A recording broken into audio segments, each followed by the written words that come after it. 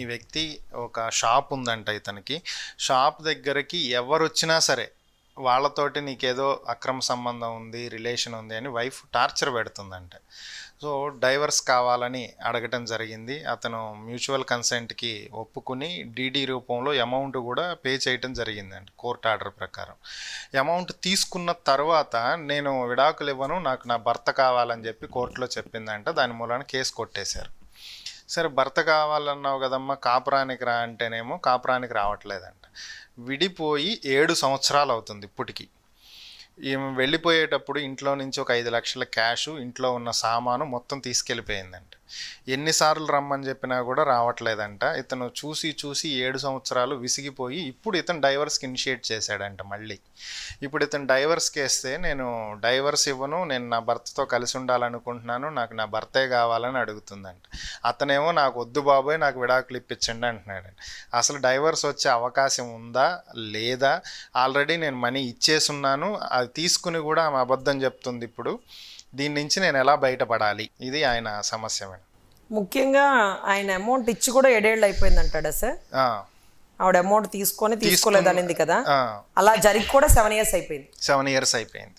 So ఇక్కడ మనం ఆలోచించాల్సింది ఏంటంటేనండి, కోర్టులో కొంత కేసు నడుస్తుండగా కొంత సెటిల్మెంట్ ఇచ్చేసిన తర్వాత, అంటే మనం చాలా వీడియోస్లో చెప్పాము, ముందే పెద్దల్లో పంచాయతీ చేసుకొని డబ్బులు ఇవ్వకండి అనేసి. అవును. అంటే దాని అర్థం ఎందుకు చెప్తున్నానో వీళ్ళకి అర్థం కావట్లేదు. షార్ట్ కట్లో క్వశ్చన్ అంటే కంప్లీట్ అయిపోతుంది కదా. ఎందుకు అడ్వకేట్ గారు కోర్టులని సపోర్ట్ చేస్తారు అంటే, కోర్టులని సపోర్ట్ చేయట్లేదమ్మా, జడ్జి గారిని సపోర్ట్ చేస్తున్నాం.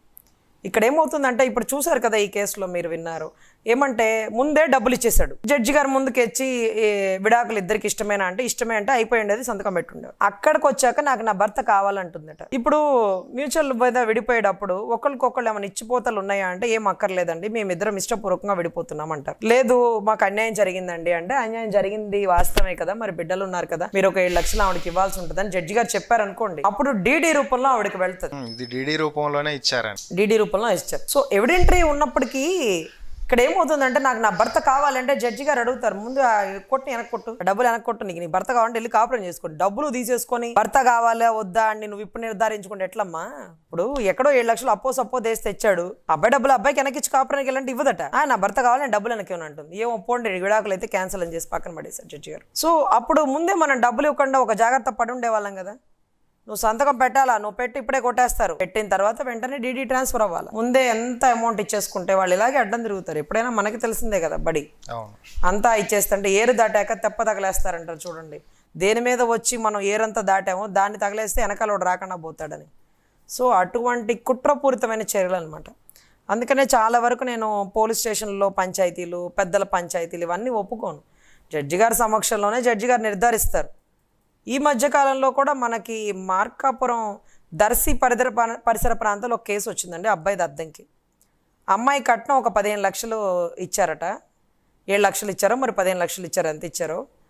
అయితే తిరగదిప్పి వాళ్ళ నాన్న అంటే గొడవలు వచ్చి కొద్దిగా అంటే మా అమ్మాయి ఇక్కడ ఉండలేకపోతుంది అది ఇది అంటే, ఈ గొడవతో మళ్ళీ ఆ పిల్లోడు ఎక్కడ ఇబ్బంది పడతాడా అని ఆ అబ్బాయికి కూడా తెలియకుండా ఒక తెల్ల కాగితం మీద పెద్ద మనుషుల సమక్షంలో 15 లక్షల క్యాషు అబ్బాయి తరపు వ్యక్తి అమ్మాయి తరపు తండ్రికి ఇచ్చాడు. ఇవ్వలేదని చెప్పట్లేదులేండి, అతను కూడా ఇచ్చాడనే ఒప్పుకున్నాడు. కానీ ఆ ప్రేమ ఎలా ఉంటుందంటే, కొడుకు కూడా చెప్పకుండా ఒక తెల్ల కాగితం మీద ఇచ్చేసాడు. ఆ తెల్ల కాగితం మీద ఇచ్చిన డబ్బులు ఏమైందంటే 15 లక్షలు. అది 100 రూపాయల స్టాంప్ పేపరు కాదు, అది ఏమో ఎవిడెంటరీ కాదు, కోర్టుగా చూపించుకోవడానికి అది చిత్తు కాగితం. వాడు ఇవ్వలేదన్నా మనం ఏమీ చేయలేం, కానీ వాళ్ళు ఇచ్చారు. సో ఇప్పుడు దానివల్ల ఏమవుతుందంటే, నేను కన్సర్న్ దర్శి డిఎస్పీ గారికి చెప్పా, సరే వాళ్ళకి తెల్ల కాగితం మీద 15 లక్షలు డబ్బులు ఇచ్చారంట, దీంతో పాటుగా వాడికి ఉండే ఎకరన్నర నాకే రాసి ఇవ్వాలని అడిగింది. ఇక్కడ ప్రాబ్లం అయిపోయింది. ఆ రోజు తండ్రి ప్రేమతో పోతే పోయింది ఎకరన్నర, ఆ అమ్మాయికి విడాకులు ఇచ్చేసినట్టు ఉంటుంది, ఎందుకంటే బిడ్డ కూడా ఉన్నాడు కదా, మొత్తం ఇచ్చేద్దాంలే అని కొడుక్కి చెప్పకుండా ఎకరన్నర కూడా ఒప్పేసుకున్నాడు. ఒప్పేసుకొని దాంట్లో ముందు డబ్బులు ఇచ్చేసాడు కదా. ఎకరన్నర ఇవ్వడం అంటే ఇవ్వడం కాదు కదా, రిజిస్ట్రేషన్ చేయాలి కదా, కొడుకు పేరుతో ఉంది కదా, కొడుకు చేయాలి కదా రిజిస్ట్రేషను, లేకపోతే తండ్రి పేరుతో ఉంది, తండ్రి రిజిస్ట్రేషన్ చేయాలి కదా. ముందు డబ్బులు ఇచ్చేశాడు. ఆ కాగితంలో మాకున్నటువంటి ఎకరన్నర కూడా ఇచ్చేస్తామని రాశారు. ఆ అమ్మాయి తరపు తండ్రి నెక్స్ట్ డిమాండ్ ఫుల్ఫిల్ అవ్వలేదుగా, విడాకులు ఎట్లా ఇస్తామన్నాడు. అసలు ఒక జడ్జి గారు కూడా ఉన్న ఆస్తి మొత్తంగా ఇచ్చేమని అడగరు. కానీ ఇక్కడ ఏం జరిగిందంటే ఒక అమాయకమైనటువంటి మగవాడి తండ్రిని అలుసుగా తీసుకొని ఎకరన్నర రాయిపిచ్చేసారు. నేను ఆ అమ్మాయి తరపు నాన్నగారితో కూడా మాట్లాడితే మేమేం అడగలేదండి, వాళ్ళ పెద్ద మనుషులే ఇస్తామన్నారంటే ఆ అబ్బాయి తరపు వచ్చిన పెద్ద మనుషులు ఈ అమ్మాయి తరపు తండ్రికి ఈ అమ్మాయికి సపోర్ట్ చేసి ఈ అబ్బాయిని మొత్తం ఊడ్చి ఆ అమ్మాయికి ఇవ్వమని ఎవరన్నా చెప్తారా అండి? కానీ ఇక్కడ ఏం జరిగిందో అర్థం కావట్లేదు. ఆ కాగితం మీద మాత్రం అదే ఉంది. వాళ్ళ నాన్నగారిని కూడా అడిగాను, ఎందుకు సార్ అలా ఎలా ఒప్పుకున్నారు అంటే, కొడుకు అంటున్నాడు, నాన్న ఎకరన్నర ఇచ్చేస్తే నేను ఎట్లా బతకాలా, అరెకరం ఇవ్వు నాన్న కావాలంటే, ఎకరంతో నేను బతికి ఎక్కడున్నా వాడు నా కొడుకే, వాడు మంచి చెడు కూడా నేను చూడాల్సిన బాధ్యత ఉంది కాబట్టి నేను చూస్తాను, అలా ఎలా ఒప్పుకుంటావు, నన్ను అడగండి ఎందుకు ఇస్తావు, 15 లక్షలు ఎందుకు ఇచ్చావు, వాళ్ళు ఇచ్చింది ఎంత, నువ్వు ఇచ్చేది ఎంత, నన్ను అడగాలి కదా అంటే, బిడ్డ మీద ఉన్న అపరిమిత ప్రేమతో ఇచ్చారు. ఈరోజు అది కాగితంగా మిగిలిపోయిందండి. ఇవాళ రేపు కూడా దర్శి డిఎస్పీ గారిని కలిసి ఆ తెల్ల కాగితం చూపిస్తారు. ఎంత హాస్యాస్పదంగా ఉందంటే అంత హాస్యాస్పదంగా ఉంది.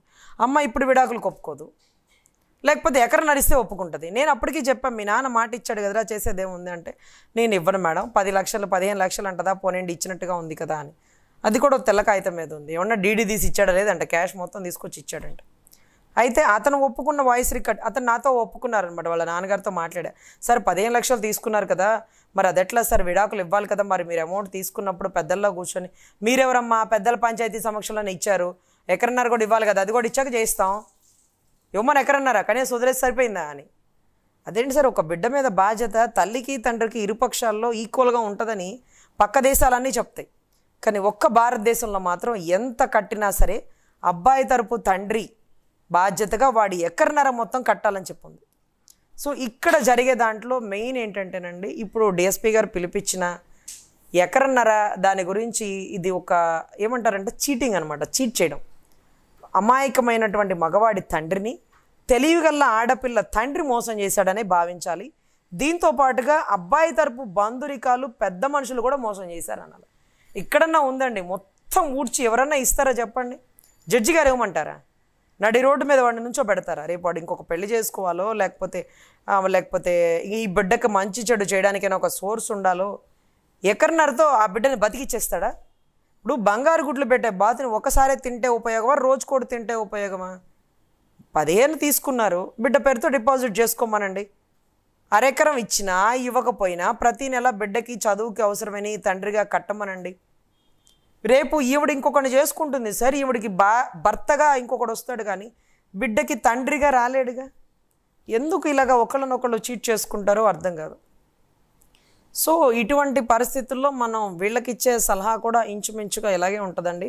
పెద్దల్లో పంచాయతీ చేసుకుంటే ఇలాగే తగలబడుతుందండి. అందులోనూ మీకు 7 ఏళ్ళు అయిపోయింది కాబట్టి, భార్యాభర్త 2 ఏళ్ళు దాటి వేరే కాపురంగా అంటే వేరుగా ఉంటే it was the ground for the judicial separation అనే గ్రౌండ్ మీద it was the ground for the divorce కి ఇది ఒక గ్రౌండ్. సపరేషన్ లో ఉన్నారు, ఇద్దరు సపరేషన్ లో ఉన్నాడు. 2 ఏళ్ళు 2.5 ఏళ్ళు 3 ఏళ్ళు దాటింది, 7 ఏళ్ళు దాటిపోయింది. అందులో కొంత అమౌంట్ కూడా ఇచ్చేశారు. మీరు ఇప్పుడు ధైర్యంగా విడాకుల గురించి ఆలోచించుకోకుండా మీరు ఇచ్చిన కాగితం ఏదైతే ఉందో అమౌంట్ ఇచ్చేసినట్టుగా ఉంది కదా మీ దగ్గర అమౌంట్, అది పట్టుకొని మీరు ఇంకొక పెళ్లి చేసుకోండి. ఆవిడ మీ మీద కడితే ఒక 494 బిగమి కట్టేస్తుంది. కట్టినప్పుడు జడ్జి గారి దగ్గర చూపించండి, డబ్బంతా ఇచ్చాను, ఇన్ని సంవత్సరాలు దూరంగా ఉన్నాము, నాకు ఇప్పుడు ఆరోగ్య పరిస్థితి బాగలేదు, నా మంచి చెడు చూసుకోవడం కోసం ఇంకొక ఆమెని దగ్గర తీశాను, తాళి కట్టలేదు అంటే పెళ్లి చేసుకోలేదు, తాళిబొట్టు కట్టలేదు అని చెప్పండి. ఏ జడ్జి గారు ఏమన్నారు? డబ్బులు తీసుకున్నావు కదమ్మా, విడాకులు ఇవ్వాలి కదా, 7 ఏళ్ళు దూరంగా ఉంటే వాడు మంచి చెడు ఎవడు చదువుతాడు? ఏ ఆడోళ్ళలాగా మగవాళ్ళు ఎక్కడ వండుకుంటున్నారు, అందరికి ఎక్కడ కుదురుతుంది? కుదరట్లేదు కదా, రావు కదా. అయితే వెళ్ళి కాపురం చేసుకో, లేకపోతే విడాకులు వాళ్ళు అటు ఇటు కాకుండా వాడిని తిప్పలు పెడితే సరేనయ్యా. అయినా సరే ఎట్టకేలకు నువ్వు చేసిన తప్పే. ఈ భార్య విడాకులు పూర్తిగా తీసుకోకుండా ఇంకో పెళ్లి చేసుకోవడం చట్టరీత్యా నేరం. ఈ నేరానికి ఒక 5,000 జరిమానా వేస్తారా, ఒక 2 నెలల జైల్లో ఉంటావా, శిక్ష అనుభవించు, అయిపోయా. ఒక 2 నెలలు 3 నెలలు ఉండొస్తాడు, జరిమానా ఎంతో కట్టేస్తాడు, అయిపోలే. జీవిత ఖైదీ వేసేస్తారా? జీవిత ఖైదీ వేయడానికి కూడా లేదండి. ఇక్కడ 494 బిగమీలో తాళి కట్టినట్టుగా ఫోటో ఉంటే తప్ప అది పెళ్లి కింద కన్సిడర్ చేయరు. ఎందుకంటే మన చట్టం ఉంది కదా, living relation it's not an crime. Living relation society give the wonderful right to given by the women or a men.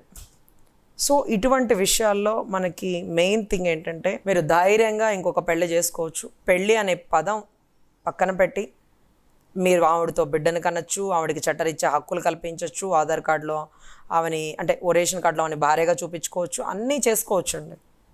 ఒక వ్యక్తి ఇంకొక వ్యక్తిని దగ్గర తీశాడు, అయిపోయా. సో మీరేమి బాధపడకండి సార్, ఇన్ని ఇబ్బందులు మీకు ఇంకొక మనిషి పక్కన లేకపోబట్టే వచ్చింది.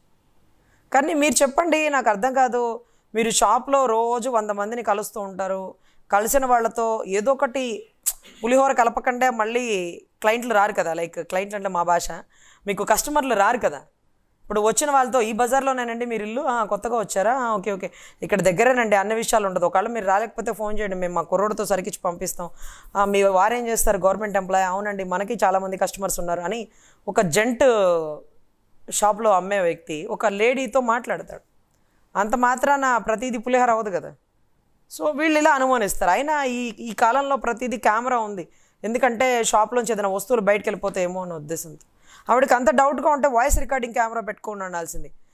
ఇతను ఏమి ఆవిడతో మాట్లాడినా వినేలాగా, లేకపోతే ఇతనికి ఒక మైక్ తగిలించి మనాలే, ఇతను ఎక్కడికి వెళ్ళి ఏం మాట్లాడుకున్నా ఇవాడికి వినపడేలాగా. ఇంత అనుమానాలు ఉన్నప్పుడు మనం ఏం పని చేయలేమండి. అంటే నమ్మకమే జీవితం అంటారు చూడండి, అలాగా నమ్మాలి. కొన్ని కళ్ళతో చూసినవైనా, కొన్ని చెప్పిన మాటలు విన్నవైనా, వీటన్నిటి వెనకాల ఇంకేదో నిజం ఉంటుంది.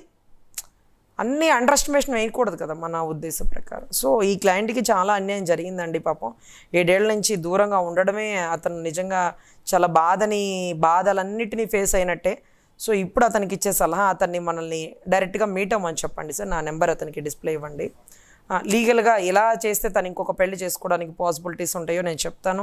ఇది తప్పు అయినప్పటికీ ఆ తప్పు నా క్లయింట్తో నేను ఎందుకు చేపించాల్సి వస్తుంది అంటే, మీరు మోసం చేశారు, మీరు చేసింది మోసం కాదా, మేము చేసింది మోసమా, సరే మాకంటే తెలీదు, చట్టం తెలిసిన వాళ్ళు మీరెందుకు చేస్తున్నారు అని అడగచ్చు.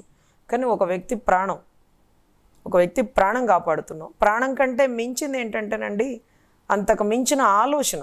వాడు చావడు బతకడు, చచ్చిన శవంలాగా మనిషి కనపడతాడు మీకు. వాడెందుకు చస్తాడండి, వాడు చావడండి అని వీళ్ళు ఎగతాళిగా మాట్లాడతాడు. చావలేదు, కానీ బ్రతికున్నట్టు కూడా మీ కాడ ఆధారాలు ఉండవు. ఎందుకంటే ఒక జీవోత్సవం ఒక బ్రతికున్న శవంలో అంటారు చూడండి, అటువంటి పరిస్థితుల్లో పొద్దుగూకులు ఇదే ఆలోచన, తల్లిదండ్రులకి ఇదే ఆలోచన. ఈ గోలంతా ఎందుకు, మీరు చేస్తుంది తప్పే, జడ్జి గారి ముందు తప్పు ఒప్పుకోండి, కాళ్ళ మీద పడండి, జడ్జి దేవుడితో సమానం, ఈ పరిస్థితుల్లో తప్పు చేసామని చెప్పండి, వాళ్ళు మోసం చేశాకే మేము తిరిగి ఇలా చేయాల్సి వచ్చిందని చెప్పండి, వచ్చిన అమ్మాయికి అన్యాయం చేయకుండా అమ్మాయిని బాగా చూసుకోండి, చాలదా ఎందుకంటే నీతులు సిద్ధాంతాలు ఏముంటాయండి. సమన్యాయం అంటే ఇది కూడా సమన్యాయమే. ఆవిడకి హక్కులు బాధ్యతలు మాట్లాడినప్పుడు ఆవిడ మోసం చేసింది, మేము మోసం చేసాం, ఆవిడ న్యాయం చేసింది, మేము న్యాయం చేసాం, ఇది రెండు సరిపోలా. డబ్బులు దొబ్బేసి విడాకులు ఇవ్వకుండా, కాపురానికి రాకుండా, వాడి మంచి చెడు చూడకుండా, ముఖ్యంగా 2019 ముందు 2019 తర్వాత గుర్తుపెట్టుకో, చట్టాలన్నీ మారిపోతాయండి. ఎందుకంటే 2019 కరోనా తర్వాత ఒక భార్య లేకుండా విడిగా ఒక్కడే ఒక గదిలో ఉండి నరకం అనుభవిస్తాడు. అటువంటి అప్పుడు ఏ భార్య అయితే దగ్గర లేదో, 2019 నుంచి 21, 22 స్టార్టింగ్లో, అంటే కరోనా ఎండ్ అయ్యే టైం వరకు ఒక్కడే వాడు పడిన బాధకి, నరకానికి, కరోనా ఉంది దేశం అంతా, రాష్ట్రం అంతా, నా భర్త ఒక్కడే ఉన్నాడు, ఏదో ఒక టైంలో అక్కడికి వెళ్ళిపోవాలి ముందు ఇమీడియట్గా, మేమిద్దరం ఒక దగ్గర ఉండాలి, అసలు లేకపోతే తన కరోనా వచ్చిందా రాలేదా, ఏమైంది, ఉన్నాడా చచ్చాడా, ఏమీ పట్టించుకున్నటువంటి బాధ్యత లేని వాళ్ళకి జడ్జి గారు ఏ జడ్జిమెంట్ అయినా ఇవ్వనివ్వండి, మీ తరపు ఆర్గ్యుమెంట్ మీరు చెప్పేటప్పుడు ఈ వర్షన్ చెప్పండి, క్రీస్తు శకం క్రీస్తు పూర్వం అన్నట్టుగా 2000 ముందు 2000 తర్వాత ఖచ్చితంగా ఎక్స్ప్లెయిన్ చేయండి. ఇది మీకు ఖచ్చితంగా జడ్జిమెంట్ ఫేవర్ గా వచ్చే పరిస్థితులు అండి. చాలా కేసుల్లో కూడా ఫేవర్ గా వచ్చినాయి. జడ్జి గారు కూడా అడిగారు, కరోనా టైంలో నా దగ్గరికి రాలేదండి, దానికి ఎవిడెన్స్ చూపించాడు, ఒక్కడాన్నే హాస్పిటల్లో ఉన్నానండి, మంచి చెడుకు కూడా ఎవ్వరూ రాలేదు, కరోనా తగ్గింది, నాకు మంచి ఫుడ్ పెడితే క్లియర్ అవుతానన్నారు, అప్పటికీ తను రాలేదు, నేను కబురు చేశాను, మెసేజ్ పెట్టాను, ప్రతిదీ ఇదిగోండి రికార్డింగ్, చచ్చాక కబురు చేయని ఆవిడిచ్చిన రిప్లై, ఇంకా కూడా ఆవిడ కోసం పోరాడమంటారా అని అడిగితే జడ్జి గారు, ఏంటమ్మా ఈ బంధాలు, కమర్షియల్ అయిపోయిందా, బిజినెస్ చేస్తున్నారా మీరు, వ్యాపారాలు చేస్తున్నారా, ఏమనుకుంటున్నారు మీరు అని జడ్జి గారు గట్టిగా అరిచారండి. ₹1 కూడా ఇప్పించకుండా విడాకులు ఇప్పించారు. ఆ రకంగా చాలా కేసుల్లో అది బెనిఫిట్ అవుతుంది. మీరు అది ఆ ఇయర్లో ఏదైనా ఉంటే మీరు అది క్యాష్ చేసుకోండి, అది మీకు మంచి గుడ్ జడ్జ్మెంట్ వచ్చే అవకాశాలు ఉంటాయి.